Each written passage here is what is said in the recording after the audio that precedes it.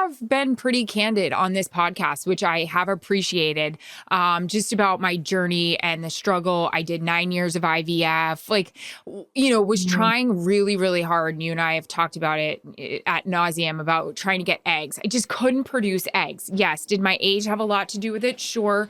But also I was dealing with, cervical cancer. And sometimes, your body just doesn't really do a great job with producing these eggs. And that was me. So, we would get so long in the process and you would just get one egg sometimes. Sometimes you would get 11. Sometimes you would get 2. Well, then you want to mix in your husband's sperm and make embryos and you're waiting. And then you don't have any. And you just feel, so I ended up having to do IVF. I did 8 rounds of IVF. Okay. And as someone who's only done one round. Don't you always feel like, Charissa, like every vacation I was on, every event I had to go to, I was shooting up. Like, I feel like so many of our vacations were affected by my freaking IVF. This was like my first summer. I didn't have to, we were in Montana. Kelly and Matthew wanted to stay longer. And I was like, I have to go home because I have to go get, an ultrasound. Like everything I was doing for the last 9 years was affected by IVF. And it sucked because there's no like rhyme or reason. There's no right timing. It's like, you don't even know when your right time is going to be. It's awful. It's a crapshoot. And by that, it's also the phone calls and the different things that you're doing while you're trying to do your job, or even the medical stuff that you had to go through, and wearing, unfortunately, like certain things in your clothing because you had to have an operation, and you're reporting on Packers Cowboys coming up in America's Game of the Week. Like there's so much that little game. Yeah, exactly. But that's to me, which is why when you, which we'll get to in a second, like told me that this embryo took, and it's just like, it's so incredible. Okay. So starting at the very beginning, you had how many embryos left? Like how many, like, did you know that you could like try to get pregnant with? So we didn't have many at all. We had, as my doctor would say, less than a starting lineup. That's one thing I loved about my fertility doctor so much, is that he knew for me, my way to kind of cope with things is sports.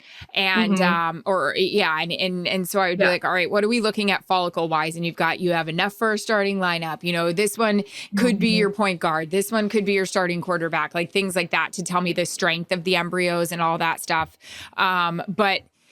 So less than a handful, less than a starting lineup, which isn't great. And then we started realizing, when I was diagnosed with cervical cancer, I should have gotten a second opinion. I didn't. I went to the first doctor that told me that she could get this out, and she didn't. And she hacked me open, and I lost more of my cervix than was necessary. But unfortunately, the cancer went past the margin. So I had to have another surgery. And at that point, holding a baby was just not going to happen. Literally we went to, when we were like, okay, am I going to try to get pregnant now after cervical cancer? We went to a lot of, doctors that gave me advice about if I did go into labor while I'm working a Green Bay game, or if I did go into labor while I'm working a Patriots game, I have to stay in New England. I have to stay in Green Bay for the rest of my pregnancy. Like I cannot move. They even talked about like potentially stitching me up so like my cervix could hold it. But unfortunately, we made the decision. There just wasn't enough there to actually, carry a baby, and which was really hard. It was really hard to hear that. But COVID, Easter, we were in our house, and we're normally at our friend's house who has kids, Jackie Quick. We're usually there, and we're usually with everybody who has kids, and we're just here by ourselves. And we're like, this sucks. Like, this just sucks. My husband's great. We love each other, but we're like, what are we doing? So it wasn't really until that Easter. You knew. Why are we? Yeah. Like, let's just go through with this. Exactly. Because we were kind of like, well, maybe I will get pregnant. Maybe I won't go into labor. And it was just like, this isn't working. I'm not getting pregnant. They don't want to use the embryos on me because I don't have very many. And I'm older. The stats are up against me. The numbers are up against me. I probably will lose the embryos. So, finally we were like, let's just try. Let's look into surrogacy. Let's see what we can find out. And let's see if it's even for us. So probably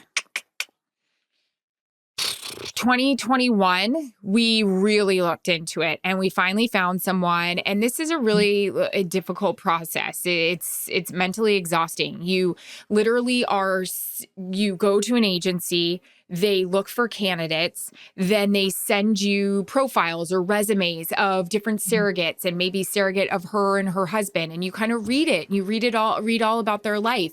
And you feel like you really think that they're a good match. You could say, I'd like to meet them. Then they read my story and they read Jarrett's story of why we need surrogacy and why we're looking to go this avenue. Then you get on a Zoom because nobody does anything in person anymore because of COVID. And you meet them and you talk to them and you end up crying and you end up saying, thank you so much. This would mean the world to me for you to, be able to have my baby. Yeah. And this is what we've gone through as a family. It's a lot. It's exhausting. Then from there, you have to get legal involved and they check them out. And then you end up, having them looked at. So we went through that with many, many different women. And my doctor was so particular and sensitive about who he chose as a surrogate because I didn't have many. So we'd get so close. And if they had one little thing wrong with them, he was like, oh my God, I can't do this. Don't risk it. In 2021, we found a lovely, lovely woman. We loved her so much. We adored her family, huge hockey fans. They were just perfect. They were absolutely adorable. They were right up the road. It was perfect. We went into this we didn't really know the risk of it all. And we thought it was going to be so easy to do. And we ended up putting 2 embryos in and we lost them both. And that was so hard. And that was actually a podcast we did. And we didn't say what it was. And I was just sobbing. I think you were in Lake Tahoe when I called you. Lake Arrowhead, sorry. Lake Arrowhead. But I remember the text because we knew like you had, these embryo, like the transfer had happened and we're just waiting and waiting and waiting and waiting for the news. And then I'll like never forget that text that I got from you where you're like, neither of them worked. And I just, my heart, like, I'll like cry thinking about it because, these are, it's their goal. Like these, like when you only have a few and then just like my heart like broke for you in that moment.